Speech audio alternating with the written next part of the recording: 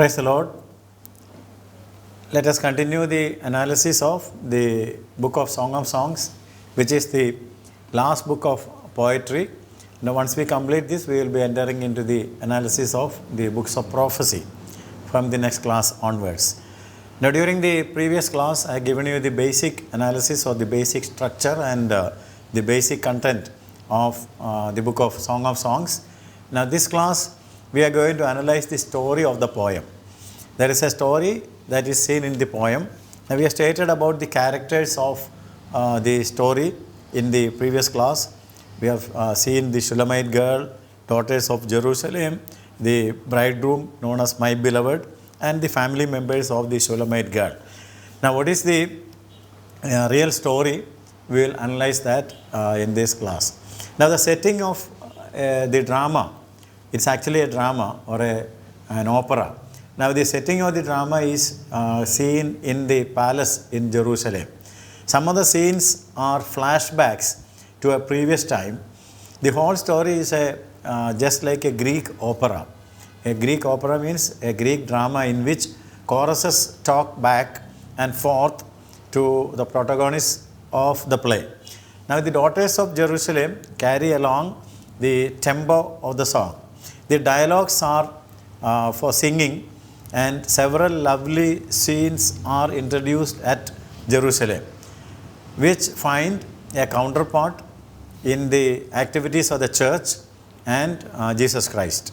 Now, we will start by reading chapter 1, 5 and 6. Chapter 1, 5 and 6, which reveals the Shulamite girl. She belonged to a poor family that lived in the country of Ephraim. They were tenant farmers. The Shulamite girl was black in color, darkened with sunburn from working in the vineyard, but she was very beautiful by birth and by appearance. She was very beautiful. She was the elder daughter of this poor family. She was constrained to work as a tenant in the vineyard in the open sun, and that made her appear dark. Her complexion became dark because of she was sunburned working in the open sun. Now, chapter 8 and 11 tells us that. Chapter 8 and 11 tells us that Solomon had a vineyard at Baal-Hamon. A vineyard at Baal-Hamon. He let that vineyard out to keepers, and it was given to tenants. Now, every tenant was supposed to bring 1,000 pieces of silver as tribute to Solomon. The Shulamite girl worked here, and she became darkened because she was a hardworking girl. Now, the dark complexion was a disgrace during that period of time. So, the girls of the palace kept their complexion without exposing themselves to the sun. Now, in chapter 1 and 6 we read, I am black because the sun has looked upon me. My mother's children were angry with me. They made me the keeper of the vineyard, but mine own vineyard have I not kept. Now, what is the meaning of it? The meaning is seen in chapter 1 and 5. She was beautiful by birth, but she said, I am black but comely, but she was not able to keep her beauty up, to enhance her beauty, or groom herself, or to go to the parlor. She had no time for that, as she was a hardworking girl.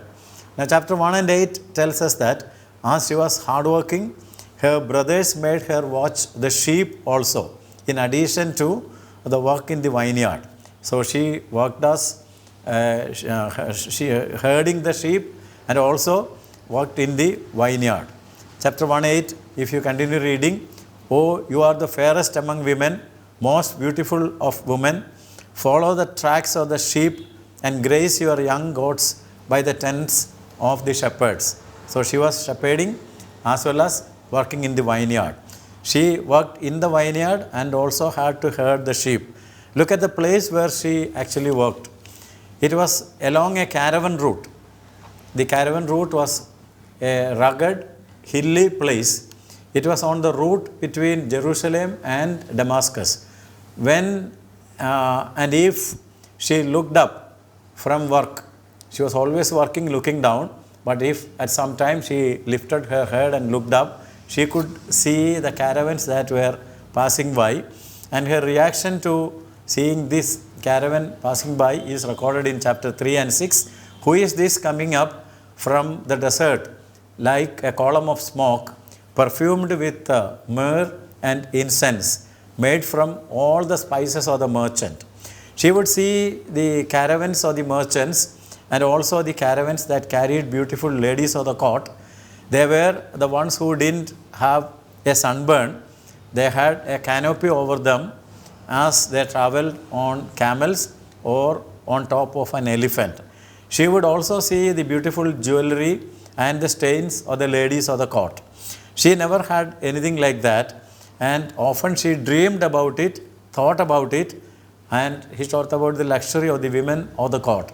But she could also smell the frankincense, the myrrh, as the caravan passed by. You can think that while Jesus was born and while Jesus was buried, the frankincense and myrrh were presented before him. During the time of birth, the wise men, and during the time of his death, the women put that. So that was common in that country. And one day while she was working, the girl was tending the sheep, and at that time a handsome shepherd appeared. While she was working and tending the sheep, a handsome shepherd appeared, and he fell in love with her. She gave her heart to this shepherd who appeared at that time. Chapter 8 and 5, under the apple tree I roused you. That means she started loving him under the apple tree. Chapter 8 and 6, that love was as strong as death. Chapter 2 and 2, the lover said, my darling among the maidens is like a lily among the thorns. Chapter 4 and 1, also he said, how beautiful you are, my darling, oh, how beautiful. Now this is a beautiful picture of Christ's love for the church, or Christ's love for each individual believer. He loved us and he gave himself for us. Chapter 2 and 3 tells us that she delighted to sit in his shade. She delighted to sit in his shade. This is establishing a personal love relationship between Christ and the believer. So, as I was constantly repeating, salvation is a love affair. It's a love relationship. And after she gave her heart to him, they were in madly love, or they were in mad love. They madly loved each others. And she said in chapter 2:16, my lover is mine and I am his. He browses among the lilies. And this developed into a wonderful personal relationship of love. Apparently, he took her to a dinner one time as he traveled through the country, and that is what we read in chapter 2 and 4. He brought me to the banqueting house, and his banner over me was love. Now she came to the realization while the banquet was going on that he was not an ordinary shepherd, but evidently a very prominent one. He was one of the most peculiar kind of shepherds that she had never seen. He did not have any sheep. That was the peculiarity. No visible sheep, He did not have any sheep that she could see. She asked him about his sheep.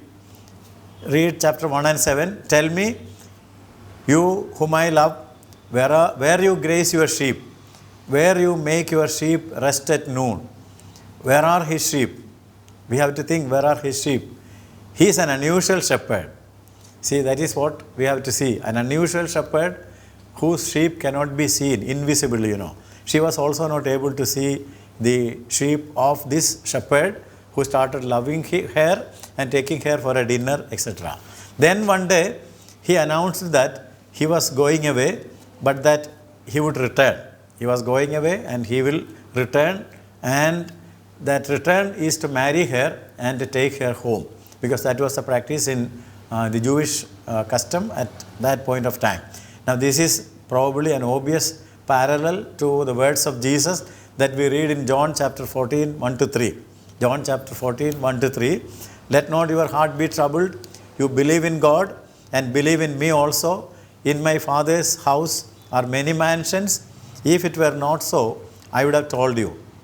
I go to prepare a place for you, and if I go and prepare a place for you, I will come again and receive you unto myself, that where I am, there you may also be.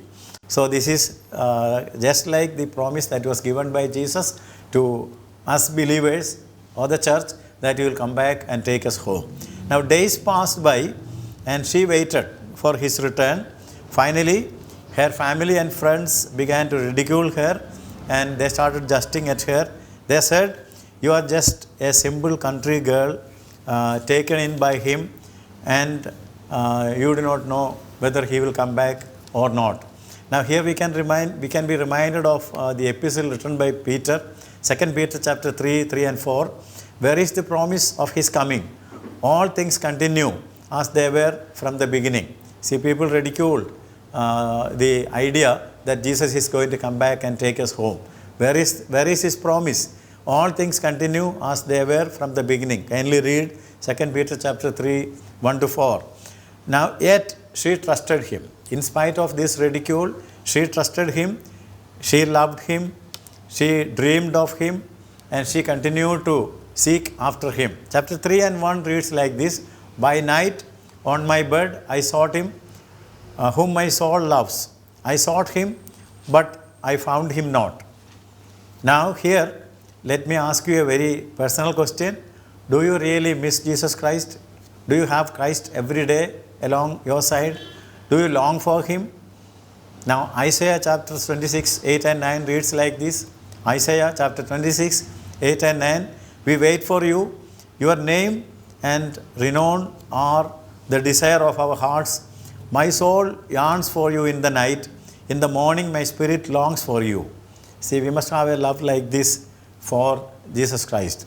By the way, let us continue the story. One night she lay restless upon her couch when she noticed a fragrance in the room. In that day or during that period of time, it was a custom that a lover would put some frankincense or myrrh in the opening to the handle of the door to make known that he was somewhere there. Now we read that in chapter 5, 5 and 6. "I rose up to open to my beloved, and my hands dropped with myrrh and frankincense, and my fingers with sweet smelling myrrh upon the handles of the lock. I opened to my beloved, but my beloved had withdrawn himself and was gone. My soul failed when he spoke. I sought him, but I could not find him. I called him, but he gave me no answer." Now think, is the fragrance of Jesus Christ in your life today? Do you have the evidence that he was there in your life and touched the handle of your door? Can you see there any evidence of the frankincense or the myrrh or the perfume of Jesus Christ in your life today? We have to examine that. However, she knew that her lover was near and he was there very close to her sometime, and that he had been there. She knew that he really had not forgotten her, but he still remembers and he will come back to take her. She knew that he will come. He was assured about that. Now we can also be assured of the coming of Christ as we read in Matthew chapter 28 and 20. "Lo, I am with you always, even unto the end of the world. He will never leave us nor forsake us." Now Paul once wrote while he was in the prison in 2 Timothy chapter 4 and 17. While he was in prison, everyone forsook him, but the Lord stood by him. So even though everyone forsook us, he will stand by us, because Jesus' promise is, "I will never leave you nor forsake you." That is what we read in chapter 13 and 5 of Hebrews. Again one day, she was working in the vineyard. After all these events, she was working in the vineyard, and we see that in chapter 2 and 15, "Take us to the foxes, the little foxes that spoil the vines, for our vines are tender grapes." She was lifting up the vines so that the little foxes cannot get to the tender grapes. She lifted up the vines and put them on a rock under them to save the tender grapes from little foxes. Because during those days, these vines, which were creepers, were not provided with climbers, but that was spread through the floor, so stones were to be put to pull them up. While she was doing this work, down the road there came a pillar of smoke and a caravan. "Who is this that comes out of the wilderness?" 3 and 16, chapter 3 and 16, "Who is this that comes out of wilderness? Like pillar of smoke perfumed with myrrh and frankincense, with all powders of the merchant. That was the question. The answer to the question, who is this that comes out of the wilderness? Answer also came very soon, 3:7, chapter 3 and 7. Behold, King Solomon is coming. It is Solomon's carriage, escorted by 60 warriors, the noblest of Israel. But she is busy walking in the vineyard, and she doesn't know who King Solomon is. Then someone comes to her excitedly and says to her, "Oh, King Solomon is asking for you." And she says, "Asking for me? I don't know King Solomon. I have never met him. I have never seen him. Why would he ask for me?" It is like, Martha telling Mary in John chapter 11 and 28, "The Master has come and calleth for you." The Master is come and he calleth for you. Then she recognized his voice and she responded in chapter 2, 8 to 10. Chapter 2, 8 to 10. "The voice of my beloved, behold, he comes leaping upon the mountains, skipping upon the hills. My beloved is like a roe or a young hart or a young stag. Behold, he stands behind our wall. He looks forth at the windows, showing himself through the lattice. My beloved spoke and said unto me, My beloved spoke and said unto me, Rise up, my love, rise up, my fair one, and come away." And so she was brought into the presence of King Solomon because he is her shepherd and he has come for her. Now, this is the promise of the Lord, that he will come at the most unexpected time in the midst of our ministry. John chapter 10, 27 and 28 reads like this. John chapter 10, 27, 28.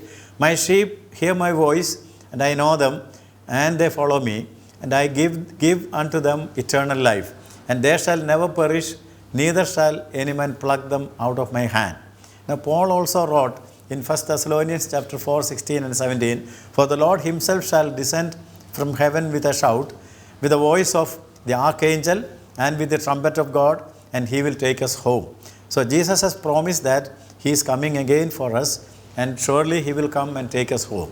Read Song of Songs, chapter 2, 11 to 13. Chapter 2, 11 to 13. "For lo, the winter is past, the rain is over and gone, the flowers appear on the earth, the time of the singing of birds is come, and the voice of the turtle is heard in our land. The fig tree put forth her green pigs, and the vines with the tender grapes give a good smell.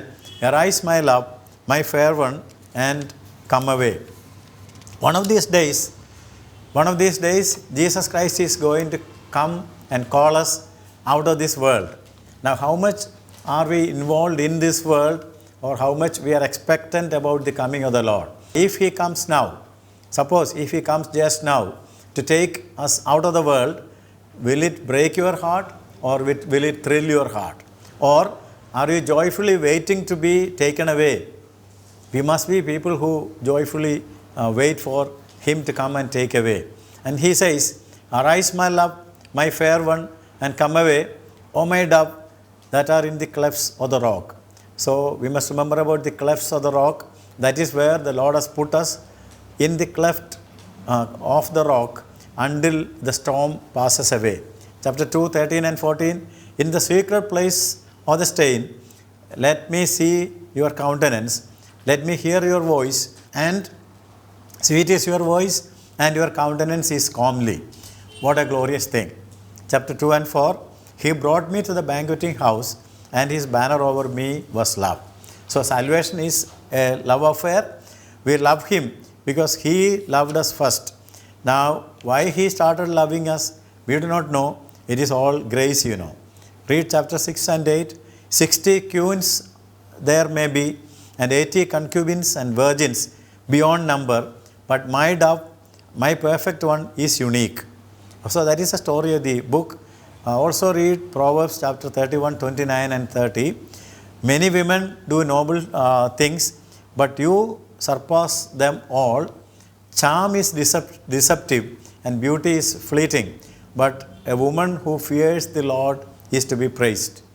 That is the story that this little book is telling us.